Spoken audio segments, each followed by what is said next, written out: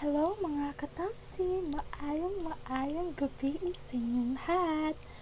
Maayong gabi sa inyong tanan.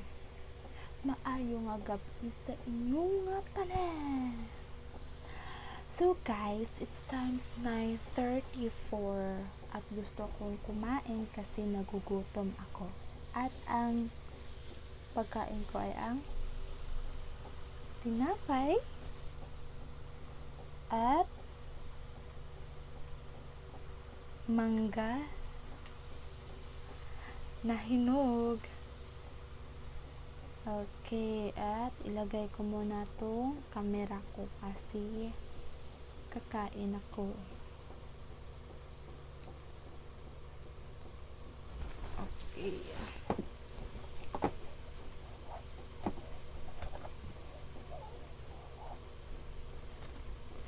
So, hanggang kumakain ako, gusto ko mag-chika sa inyo tungkol sa ating buhay.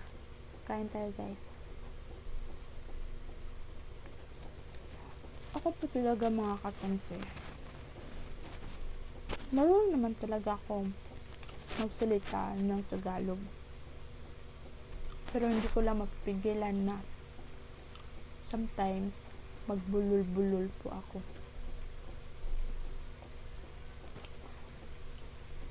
Kasi doon sa amin, sa Negros Occidental, ang ginagamit na wika ay ang wikang Tagalog.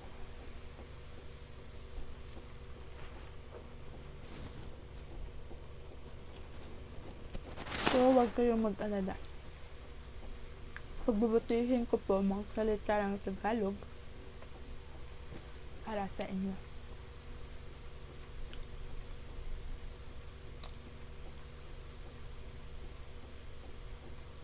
At bakit nga ba akong marunong magsalita ng Bisaya at Ilonggo?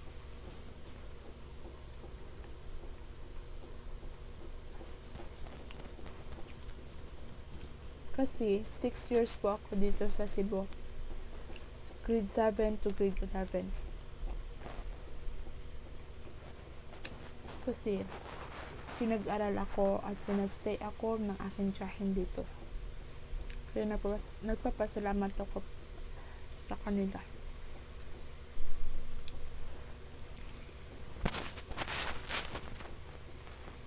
At alam nyo guys, ang mga Ilonggo,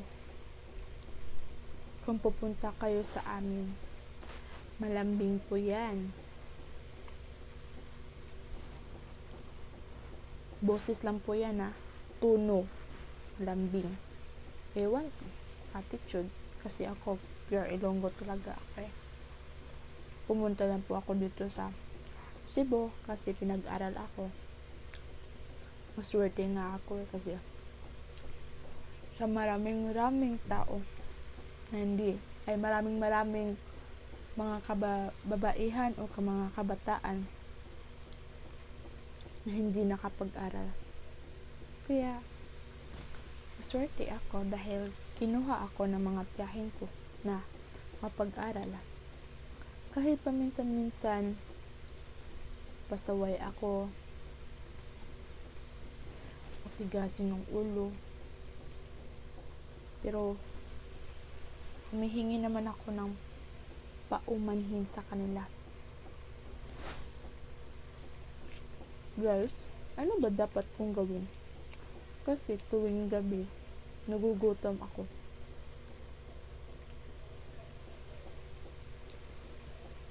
Hindi ako makatulog kung hindi ako kakain. Mahirap kayang matulog na walang laman ng tiyan. Okay, balik tayo sa mga Ilonggo. Kung pupunta kayo doon sa amin, mabait naman po yung mga tao doon, pero hindi mo lang sila naintindihan. Pero marunong po, in fairness, marunong po mag-Tagalog ang mga Ilonggo kaysa sa Bisaya. Pero I'm proud Bisaya po. mga Cebuano. Kasi Diyos ko Lord, day, mga katamsi. Kahit hindi sila marunong magtagalog, marunong po sila mag-speaking in English. Now you know. Kaya, wag po tayo maglait ng ibang tao. Kasi hindi naman po natin alam ang kanilang mga kaalaman. Kung manglait naman po ka, tingnan mo muna yung sarili mo bago ka manglait ng iba. Hindi ba?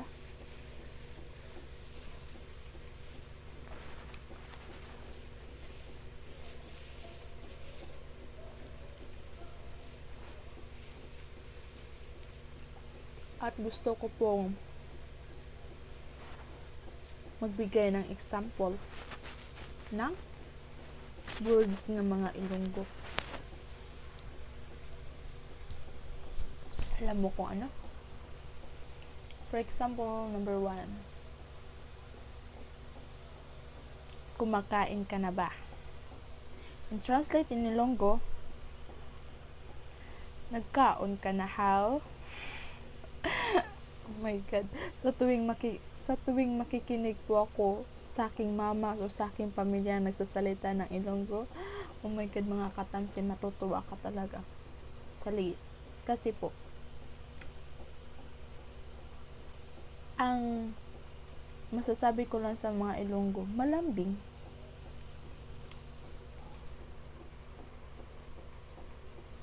Katulad ko,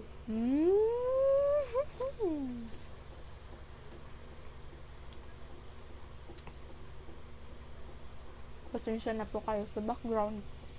Ito. Nandito po kasi ako sa kwarto. Kumakain. Kasi nagugutom ako. Guys,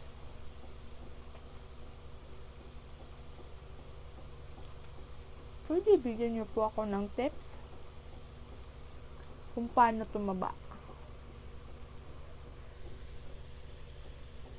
Ang payat ko na, diba?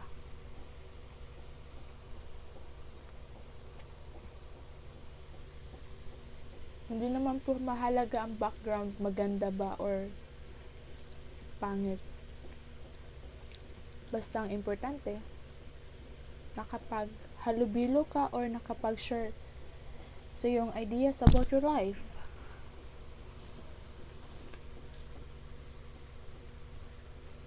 Ako guys, kahit 7 subscribers pa ako, okay lang.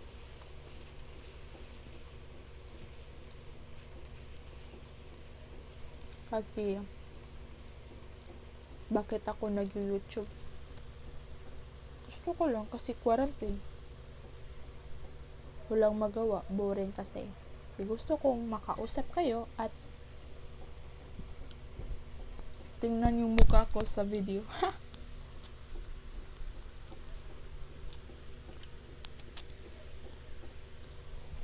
So, nandito naman ako sa aming kwarto. Gusto kong ipakita sa inyo ang kwarto ko. Ayan. Yan yung boyfriend ko. Yan ang kwarto ko. Yan ang lagayan ko ng damit. At dito naman, mga dress. Like gown. At dito naman, secret. Diyan po mga bagong damit na gusto kong susuotin. Ayan. Diba? Kalat. Yan po. Parang hindi po ako babae. Ayan. At doon po ang mga sapatos ko. Pasensya na po kayo sa electric fan kasi ang ingay. So, go back po tayo sa aking face. Up next kung kakainin ay yung manggang hinog. manggang luto, manggang hinog. Iwan ko kung ano sa Tagalog, hinog ba or luto. Basta gano'n na.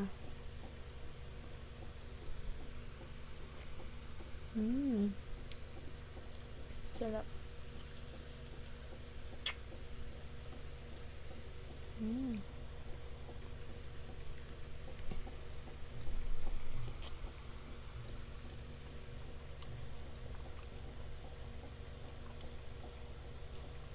At kung gusto niyo pong mag-comment, comment lang kayo at gagawin ko.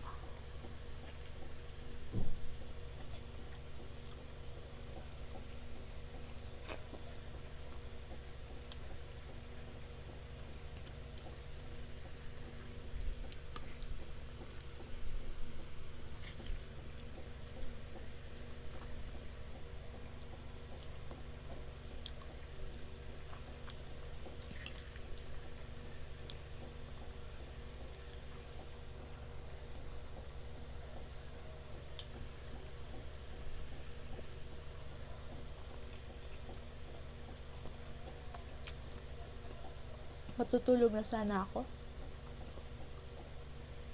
Pero nadatnan po ako ng gutom. Kaya kain lang ako.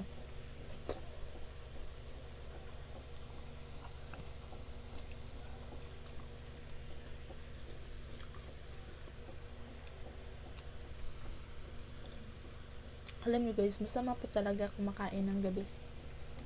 Pag kumakain ka nito. Pero gusto ko pong kumain.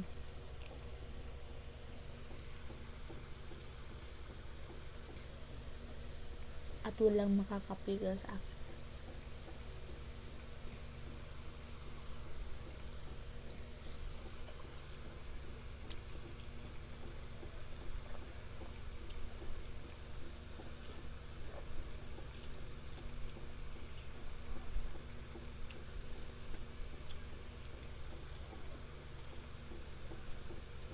Ang sarap talaga guys.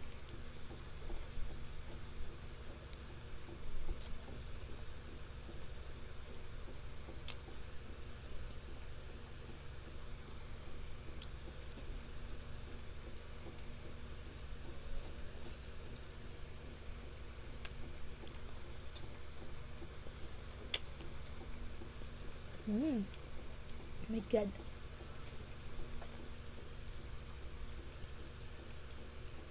Malapit na ako